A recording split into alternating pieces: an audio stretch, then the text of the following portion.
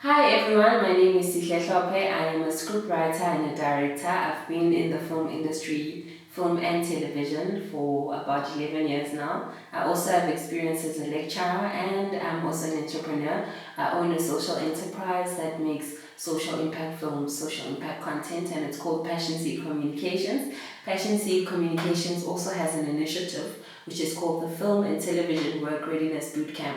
That's why I thought that it would be appropriate today for me to talk about how to get ready for the workplace. Now, this lesson or class video is specifically targeted at young people. I'm talking about film graduates, aspiring filmmakers, unemployed young people, job seekers, whatever you choose to call yourselves. If you're young and you want to get into the job market, this video is specifically for you. I hope that the information that I'm going to give you is going to be useful. So if you're sitting at home and you're sitting with your degree or your diploma or your certificate, or if you're sitting and thinking, how do I get to be in that industry? Well, these are 6 tips that I have for you, right? So number 1, CV preparation. It's 2020 and you're a young person. I expect you to use graphic designing software to do your CV.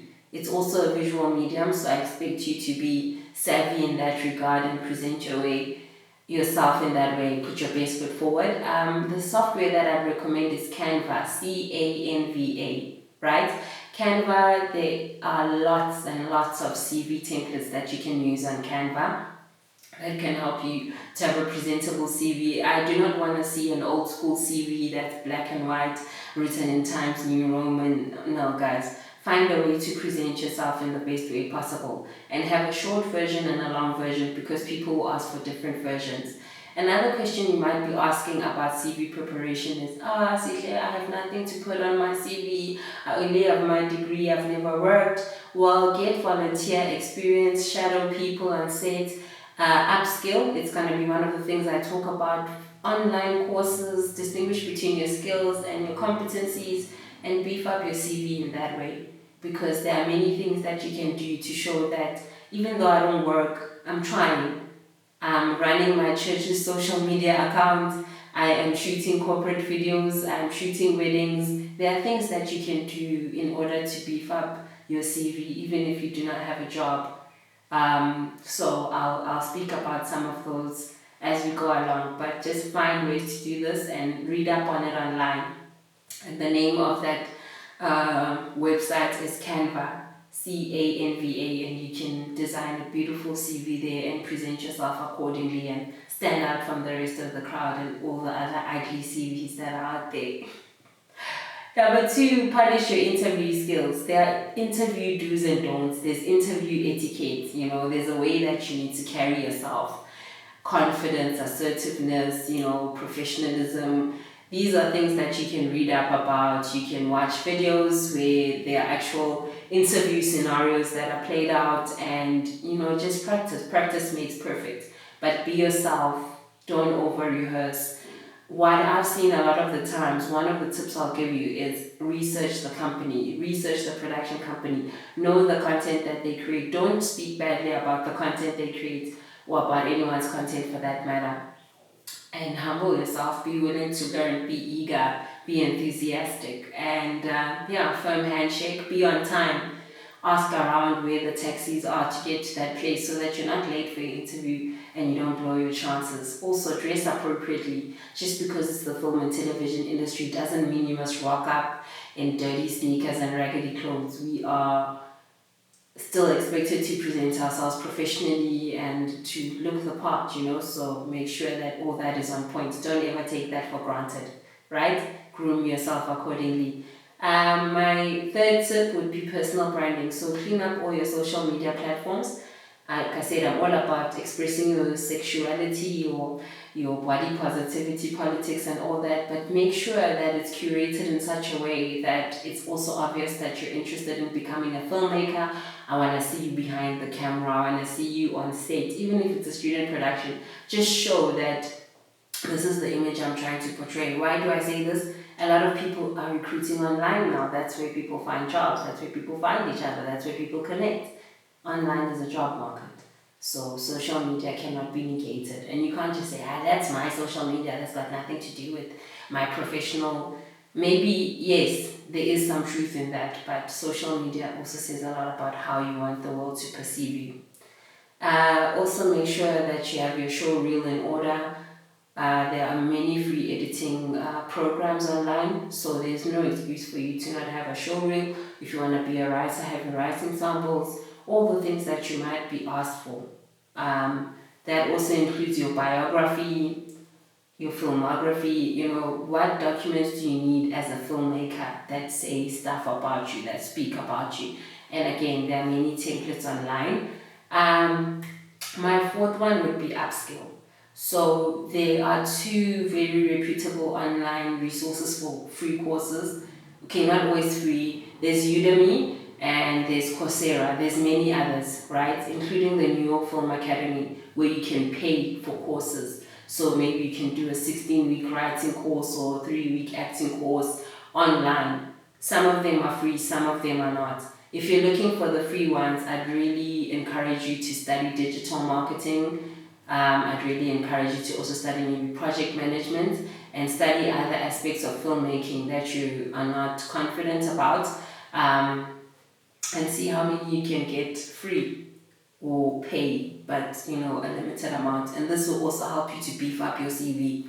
Also upskill by learning software like Photoshop, Adobe, all these things are helpful. Even Canva, like if a young person knows Canva really well, that helps the company a lot, Number 5 would be look for free opportunities. Firstly, by signing up to online industry publications such as Screen Africa, such as Call Sheets, such as Vansa. You can also join industry organizations, industry bodies such as the Writers Guild of South Africa, the Documentary Filmmakers Association, Swift, Sisters Working in Film and Television. They also have regular newsletters, but their social media platforms are also a plug for opportunities. And if you do this, then you'll get job alerts about training opportunities and other things, funding opportunities as well. So be plugged into industry publications. And also know that in the corporate world, even organizations that have nothing to do with film, also you can talk to them about shooting corporate videos for them, about creating content for them, collaborating with them, but also they have enterprise development programs that you can partake in as a small business, as a small production company, where you learn lots of business skills. I'll point out Race Corp for now, Shanduka Black Umbrellas. There's quite a few enterprise development programs that you can look into that will help your emerging production company or just help you with your own business skills, because as a filmmaker, you are a business after all. Number 6, international opportunities. So you can also study abroad. I mean, the National Arts Council and the Department of Arts and Culture, the National Film and Video Foundation, they all offer scholarships for filmmakers who want to study abroad. There are also other scholarship programs, thousands of them across the world, including the Fulbright scholarship program to study in the United States. I know that in Germany there are a lot of free scholarships that are readily available, so look into that as well, because then it puts you one step above of the crowd and it gets you that international exposure. And there are also international funding opportunities for African filmmakers, like the IDFA Bertha Fund, the Hot Docs Fund, and those sometimes come with international training programs with free flights and free accommodation and free training. And my other tips would be, so those are my 6. If I can recap, I said make sure that you've prepared your CV properly so that it stands out from the crowd. Polish your interview skills. Make sure that your personal branding is on point. Skill up. Get free courses or ones that are reasonable. Number 5, look for free opportunities from industry publications and industry bodies. And number 6, look for international opportunities. Now, what other tips do I have for you quickly before I go? I'd say look into the NFVF's website. That's such a huge resource for us as filmmakers, because there you'll find out about their Sediba training programs for scriptwriters and directors. You'll find out about that female filmmaker slates. youth filmmaker slates. You'll find out about funding opportunities that they have, how to attend film festivals and markets for free. So the NFVF has a lot of resources, and the most important one for you guys is that they have an internship program. So you sign up for that internship program and they place you at a production company, or you work within the NFVF itself. So please look into that. And then also look into other organizations that have internship programs, other production companies. Look up their details online, whichever production companies you'd like to work for, and then email them and ask them, do you have an internship program? Can I be an intern? Get the conversation going, and hopefully you get a response there. Number 2, there's the MultiChoice Talent Factory, which is for young people as well. The details are all online, and you can get, training opportunities there, and also get to, work on real sets. So that's great, and then it plugs you into the job market quite easily. If you're a young person and you inbox me and you say, please read my script, you might be the 100th young person, or please can I work for you, right? So rather send me an email, it's more professional, or come to an industry organization event, a networking event. So if you've joined Swift, come to a Swift event, come to a DFA event. It will be easy and more organic to network with people that you've always admired, to get into contact with potential employers.